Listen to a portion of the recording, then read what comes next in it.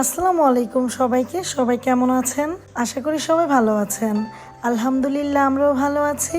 ফারিস্তা moms world থেকে আপনাদের সবাইকে স্বাগতম। আবারও হাজির হলাম নতুন আরেকটি ভ্লগ নিয়ে আপনাদের মাঝে।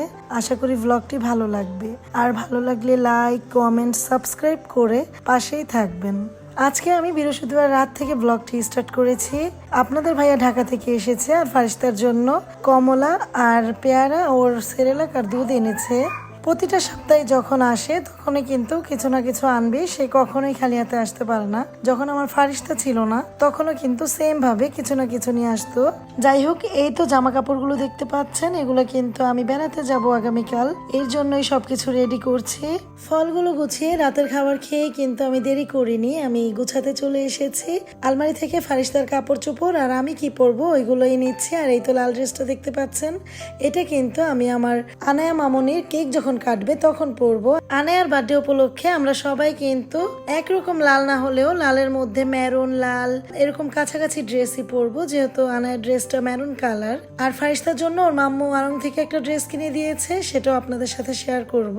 কোথাও যাওয়ার জন্য এক পা বাড়ালেই কিন্তু বাচ্চাদের এক ব্যাগ কাপড় হয়ে যায়, সাথে তো খাবার দাবার, ফিডার, মামপট অনেক কিছু থাকে। তবে বড় আপুদের বাসায় গেলে এদিক থেকে আমি পুরোপুরি ছুটি পেয়ে যাই, আমার আর এক্সট্রা করে কোনো খাবার দাবারের ব্যাগ বানাতে হয় না, যেহেতু আনায়া আর ফারিস্তা মাত্র 2 মাসের ছোট বড়। অনেকদিন পর বড় আপুদের বাসায় যাব, আমি অনেক বেশি এক্সাইটেড। আর এইদিকে তো বড় আপু একটু পর পরই ফোন দিচ্ছে, সাথে ছোট বোন ও তো আরো বেশি পাগল হয়ে যাচ্ছে। ফারিস্তাকে নিয়ে ওইখানে যাব, ওর সাথে আবার দেখা হয়ে যাবে। ও তো আমার বাসায় মাসে 2-1 বার আসবেই, শুধুমাত্র ফারিস্তার টানে চলে আসে। ফারিস্তা তো ওরই মেয়ে, আর ফারিস্তা ওকে মাম্মু মাম্মু বলে পাগল করে ফেলে। ব্ল্যাক কালার জুতাগুলো কিন্তু অনেক বেশি সুন্দর হয়েছে, তবে ফারিস্তার পায়ের সাইজ থেকে 1 সাইজ বড় নিয়ে এসেছে, এর জন্য মেয়েটা আমার পরে হাঁটতেও পারে না। আর আমার দেখেই তো রাগ উঠে গেছে, আমি বলেছিলাম ড্রেসের সাথে ম্যাচিং করে কিনে আনতে। তার মধ্যে ড্রেস হলো রেড কালার, জুতা হচ্ছে ব্ল্যাক কালার। ওর মাম্মু যখন ড্রেসটা কিনে আমাকে ভিডিও কলে দেখিয়েছিল তখনই আমি আপনাদের ভাইয়াকে বলেছিলাম ফারিস্তার জন্য এক জোড়া ম্যাচিং জুতা কিনে আনতে, যেহেতু ব্যান্ড জামা সবকিছুই একরকম আর আমি সব সময় ম্যাচিং জিনিস বেশি পছন্দ করি। যাই হোক, এই তার নমুনা ম্যাচিং জুতা কিনে এনেছে, এটাই নাকি তার কাছে ভালো লেগেছে, এর জন্য এটা নিয়ে এসেছে। আমি তো খুব রাগ করেছি, এই জুতা আমি পরাবই না, তারপরে কি করার সাথে নিয়ে নিয়েছি। যদি আবার পরিয়ে ফেলি, না কিনতে পারি ম্যাচিংটা। যেই বৃষ্টি হচ্ছে বাহিরে, সারাদিন রাত 24 ঘন্টা তো বৃষ্টিই হতে থাকে। আর ড্রেসটা কিন্তু অনেক বেশি সুন্দর, ড্রেসের বডিটায় যে কাজটা করা দেখছেন এটা কিন্তু এক সম্পূর্ণই হাতের কাজ করা, খুব ভালো লেগেছে আমার কাছে। আমি সব সময় আমার মেয়ের জন্য আড়ংয়ের ড্রেসগুলো খুব বেশি পছন্দ করি, কারণ এই ড্রেসগুলো পরতেও কিন্তু খুবই আরামদায়ক। আর আমার মেয়েও ফ্লাফি ড্রেস থেকে এসব ড্রেসই বেশি পছন্দ করে। কাপড় চোপড় গোছাতে দেখে ফারিস্তার বাবা তো বলছিল, তুমি কয়দিনের জন্য যাচ্ছ যে এত কাপড় চোপড় নিচ্ছ? আমরা তো বিকেলে যাব, পরের দিন সকালেই চলে আসবো, একটা রাতের জন্য কি এত জামা কাপড় লাগে নাকি? তো যাই হোক, আমার মনে হয় আমি সব জামা কাপড় নিয়েই চলে যাই বেড়াতে। আমি কোনটা রেখে কোনটা পরবো, কি রেখে কি নেব আমি বুঝতেই পারি না। আলমারি ভর্তি কাপড় চোপড় থাকলেও আমার তখন দিশেহারা লাগে, কিছুই আমি মনের মতো পাই না।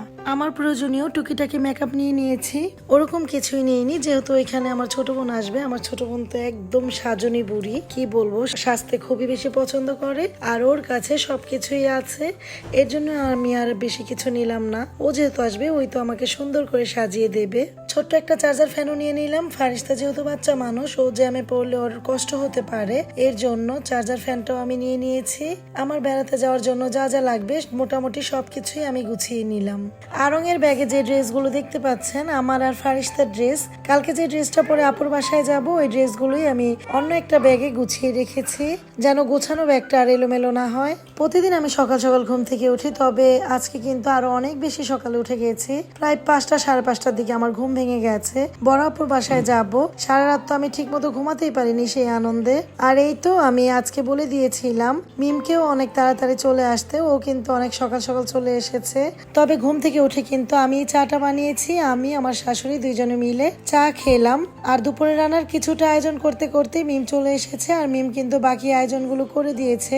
আর সবকিছু রেডি করে দেওয়ার পর আমি কিন্তু রান্নাটাও শুরু করে দিয়েছি। আমি প্রেসার কুকারে গরুর মাংসটা রান্না করব, যেহেতু আমার শাশুড়ি বাসায় থাকবে, বয়স্ক মানুষ, এত দূরের রাস্তায় বলেছিলাম সে যাবেও না। আপনাদের ভাইয়াও রাজি হচ্ছিল না, অনেক রিকোয়েস্ট করে বলেছিলাম সবাই যেহেতু যাব মাকেও সাথে করে নিয়ে যাই। তো বলছিল একটা রাতের জন্য কিসের জন্য যাবে, এত জার্নি করে কষ্ট করে যাবে, পরের দিন সকালে তো চলেই আসতে হবে, তাহলে শুধু শুধু কষ্ট করার কি দরকার।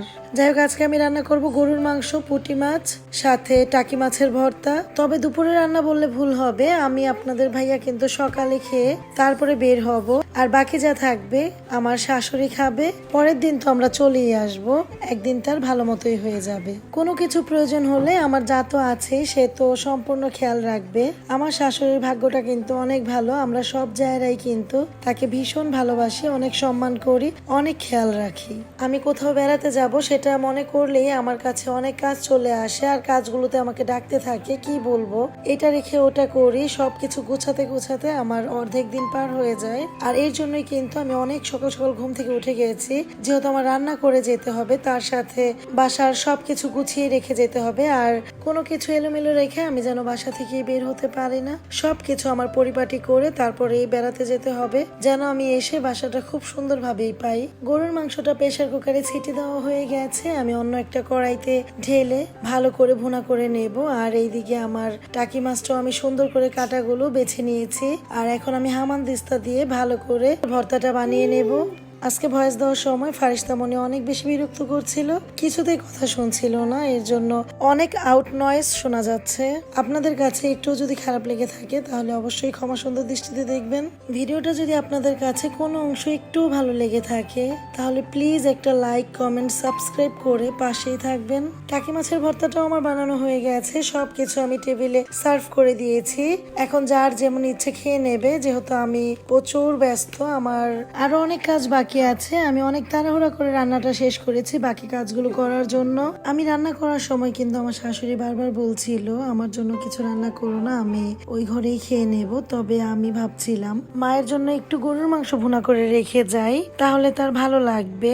আর মা যেহেতু গরুর মাংসটা ভীষণ পছন্দ করে, গরুর মাংসর সাথে বাকি খাবারগুলো ম্যানেজ করে নেবে। আমার চাচাতো বোন আমাকে কিছু গাছ দিয়েছে, ধনিয়া পাতা, ওই গাছগুলো আমার টবে লাগাতে হবে। সবকিছু মিলিয়ে আমার মাথাটা জাস্ট এলোমেলো লাগছে, আমি কখন কাজ শেষ করব, রেডি হব, আর কখন বের হব বাসা থেকে। আর এমনিতেও আমার মনে হয় আমি অনেকটাই লেজি, আমার কাজ করতে অনেক লেট হয়ে যায়। অফ ক্যামেরায় জৈব সার মিলিয়ে মাটিটা আমি তৈরি করে নিয়েছি, বোলটাও আমি জায়গায় জায়গায় অনেকগুলো ফুটো করে নিয়েছি যেন পানিগুলো ভালো করে ঝরে যায়। এমনিতেই অনেক বৃষ্টি হচ্ছে, তার মধ্যে যদি গাছের গোড়ায় পানি জমে থাকে তাহলে তো গাছগুলো সবই মরে যাবে, আর আমার অনেক গাছ মরেও গেছে।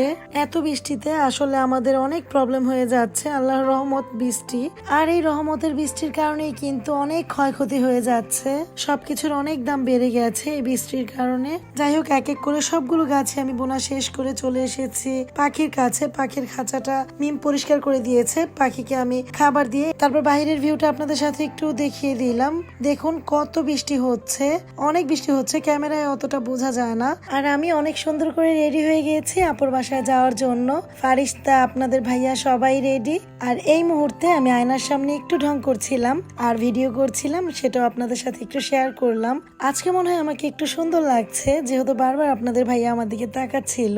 যাই হোক, আমাকে কেমন লাগছে অবশ্যই কিন্তু কমেন্টে জানাবেন। সাজতে আমি ভীষণ পছন্দ করি, তাই সুযোগ পেলেই আমি সেজে ফেলি। আর আপনাদের ভাইয়া কিন্তু সাজগোজ অতটা পছন্দ করে না, তাই আমার সাথে খুব রাগ করে। আনায়ার বার্থডে ব্লগটা দেখতে চাইলে অবশ্যই চ্যানেলটির পাশে থাকবেন। আসসালামু আলাইকুম, আল্লাহ হাফেজ।